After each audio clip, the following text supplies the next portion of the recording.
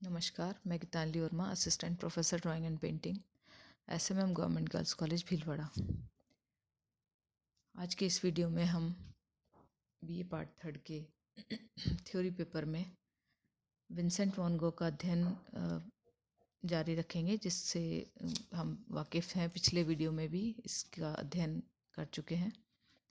Van Gogh की संवेदनशील प्रवृत्ति और उनके आर्ल में चित्रित चित्रों का अध्ययन हमने किया था। उन्होंने अनेकों चित्र आर्ल में अंकित किए, जिनमें उनके प्रमुख व्यक्ति चित्र, जो कि उनका पसंदीदा विषय था, हुआ करते थे। प्रतीकवाद भी उनके चित्रों में देखने को मिलता है। यथार्थवादी दृष्टिकोण से उनका स्वयं का चित्र पेंटर गोइंग फॉर पेंटिंग बहुत सुंदर बना है। उनके चित्रों में पीले रंग की विशिष्टता का दृष्टिकोण होता था। यहाँ उनका पीले रंग से मोने की तरह मात्र रंग के नाम से तात्पर्य नहीं है, बल्कि चित्रों में पीला रंग सूर्य का प्रतीक है और उनके चित्रों में पीला रंग स्नेह और पवित्रता का भी प्रतीक है। उनके व्यक्ति चित्रों में उनका स्वयं का आत्मचित्र प्रसिद्ध है, जिन्हें उन्होंने कई बार चित्रित किया। अनेकों बार उन्होंने अपने पोर्ट्रेट्स बनाए हैं। इनमें इन्हीं भावनाओं की अभिव्यक्ति को मुख्य स्थान दिया गया है। इसी प्रकार उनके प्राकृतिक चित्रों में भी भावनाओं के अलावा वातावरण, छाया प्रकाश अथवा वस्तु के रंगों का प्रदर्शन मात्र नहीं है, बल्कि वस्तु के प्रति उनकी जो आत्मीयता बन गई थी, उसका प्रदर्शन ही है। फूलों से अथवा अन्य वस्तुओं से वे उतना ही प्रेम करते थे जितना किसी भी मानव से। अतः उनकी फ्लावर स्टडी भी उतनी ही जीवंत बनी है। अपने एक पत्र में फूल के विषय में लिखते हुए उन्होंने जिन शब्दों का प्रयोग किया है, उसमें फूल और उनको भावनात्मक संबंधों का परिचय मिलता है। उन्होंने फूलों के विषय में लिखा हर शब्द उनकी जीवन की और उनकी मान संवेदनशीलता को दर्शाता है। इस प्रकार की भाषा से वे शब्द चमन से अनेक विचार स्पष्ट करते हैं। वे प्रभाववादी कलाकारों में से एक थे। वस्तुओं के प्रति उनकी जो आत्मीयता की भावना थी, उसे उन्होंने दो तरह से व्यक्त किया है। कहीं कहीं उन्होंने जापानी चित्रकारों की वस्तुओं की सूक्ष्मता के साथ चित्रित किया है और कहीं वस्तुओं के शेष भाग आसपास बनाए हैं। ऐसे चित्रों में नाव आदि फूलों के लिए चित्र प्रयुक्त किए हैं। इस संबंध में उन्होंने एमिल वोलार्ड को लिखा कि मैं पुनः रेखांकन की ओर लौट रहा हूँ, जो कि कला के लिए अत्यंत महत्वपूर्ण है। अर्थात रेखांकन जो चित्रकला है, उसकी आवश्यक कड़ी है और उस पर उन्होंने बहुत जोर दिया और लगभग सभी कलाकारों ने इस पर विशेष ध्यान दिया है। ऐसे चित्रों में उनके मकान, वृक्षों, पहाड़ों, फूलों के चित्र प्रमुख रहे हैं। वैन गॉग अपने चित्रों द्वारा वस्तुओं तथा व्यक्तियों के यथार्थ रूप को देखकर चित्रित किया करते थे। वैन गॉग ने चित्रों की तुलना संगीत से की है और इसलिए संगीत सीखने का उन्होंने प्रयत्न भी किया।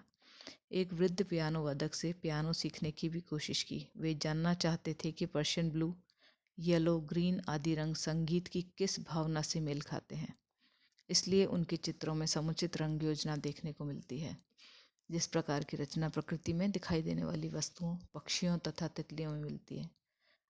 जब वह आर्ल पहुँचे तो उनके मन में वहाँ एकमात्र मॉडल स्थापित करने का विचार रहा कि सभी कलाकार एक जगह बैठकर चित्र बनाएंगे और सर्वसाधारण नागरिक भी अपनी रुचि के अच्छे चित्र खरीद पाएंगे। इससे कला का घर घर प्रसार भी हो सकेगा। इसी उद्देश्य को लेकर उन्होंने कलाकारों को आमंत्रित किया। उनके इस निवेदन से गोग्या वहाँ पहुँचे। वैन गॉग गोग्या के साथ अक्सर कला चर्चाएं किया करते थे। गोग्या का स्वभाव पहले की तरह अपनी बात पर अड़े रहने का था और इसके विपरीत वैन गॉग अति संवेदनशील थे। इसी प्रकार दोनों के बीच कई बार गर्मागर्मी भी बढ़ जाती थी। एक बार वैन गॉग ने उन पर कांच का गिलास फेंक मारा। एक बार ऐसी ही मनस्थिति में अपना कान काटकर उन्होंने भेंट स्वरूप एक स्त्री को दे दिया, क्योंकि उस स्त्री से वे अत्यंत प्रेम करते थे और उसने ऐसे ही उन्हें कह दिया कि क्या तुम अपना कान काट कर मुझे भेंट कर सकते हो अगर मुझे तुम सच्चा प्यार करते हो। इतने अधिक संवेदनशील वैन गोग थे कि वे हर बात को अपने दिल से लेकर उसे बहुत गंभीर रूप से ले लिया करते थे। थियो, जो कि वैन गोग के भाई थे, वैन गोग को आश्रय गृह में भर्ती करवाने चले गए और जहां उन्होंने बहुत से चित्र बनाए। 27 जुलाई 1890 को वैन गोग ने खेत में जाकर पिस्तौल से आत्महत्या कर ली। तुरंत जहां उनके भाई को बुलाया गया किंतु वे बच नहीं पाए और इस समय उनकी मात्र 37 वर्ष की आयु थी, जिसके लिए उन्होंने अपने भाई से अंत में यही शब्द कहे, the miseries of man will never and, अर्थात मानव की के दुखों का कभी अंत नहीं हो सकता। विंसेंट वैन गोग के प्रमुख चित्रों का अध्ययन हम इस वीडियो में करेंगे। उनका जो सबसे फेमस वर्क था द पोटैटो ईटर्स, जिसमें उनकी संवेदनशील दृष्टि ने इस विषय को चुना और विषम परिस्थितियों में रहने वाले एक परिवार के भोजन करते हुए दृश्य को अंकित किया है।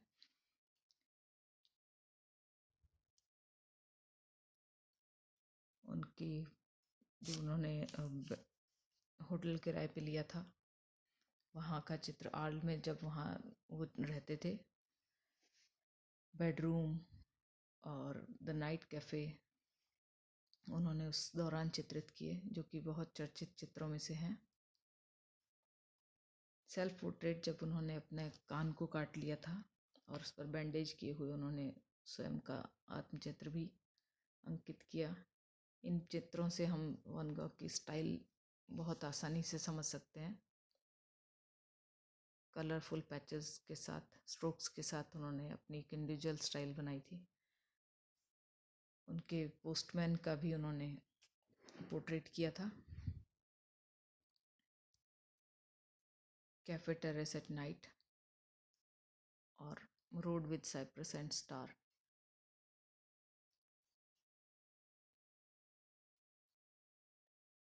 आयरिसेस, सनफ्लावर्स पर उन्होंने बहुत सारी अपनी पेंटिंग्स बनाई हैं। विभिन्न संख्याओं में सूरजमुखी के फूलों को उन्होंने गुलदस्ते में रख कर के चित्रित किया। द स्टारी नाइट उनका बेहद प्रसिद्ध चित्र रहा है।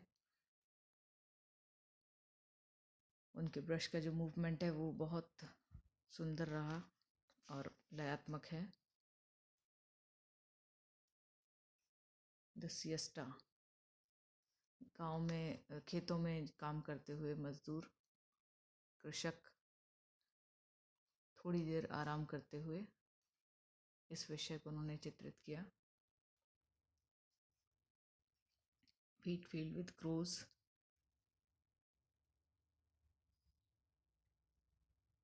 यहाँ नीले और पीले रंग की संगति बैलेंस करते हुए इन्होंने बनाई है रंग संगति, और चित्र में ब्लैक कलर से कोए उड़ते हुए दिखाए हैं। इस प्रकार हमने देखा वैन गॉग के चित्रों का जो विषय चयन होता था, वे उनके संवेदनशील होने के कारण बहुत छोटे छोटे विषयों को भी उन्होंने अपने चित्रों में संजो करके बहुत सुंदर शैली के साथ प्रस्तुत किया। इस प्रकार हम वैन गॉग का अध्ययन समाप्त करते हैं। धन्यवाद।